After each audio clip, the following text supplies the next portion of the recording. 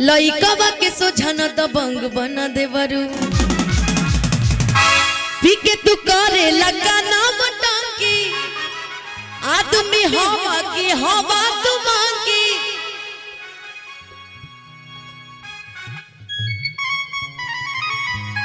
मुर्दाबाद। इतना 1 साल पुराना गाना है कि भतीजा तोर मैया जिंदाबाद तोर मौसियो जिंदाबाद भतीजा तोर मैया जिंदाबाद तोर मौसियो जिंदाबाद। जब बना में रंग डाला दे बारू लइका के सोझना दबंग बना दे बारू जबरी ना जबना में रंग डाला दे बारू लइका के सोझना दबंग बना दे बारू पीके तू करे लगा ना बटांकी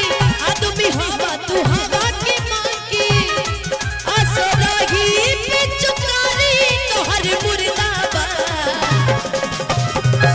भतीजवा के माई जिंदाबाद भतीजवा के मौसी जिंदाबाद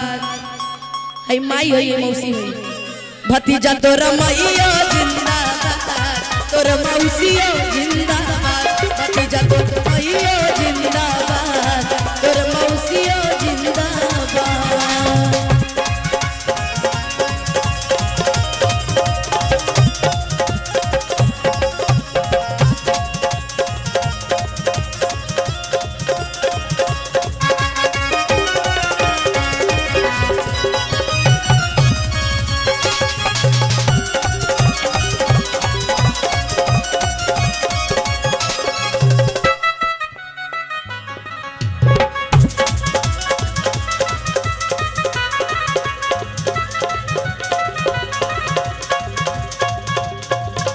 अब मेरा गाने का मन ना होता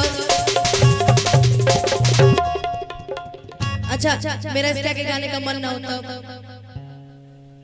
काहे लगाया हम इसका रिकॉर्डिंग लगा दीजिए इस गाने को सब झूम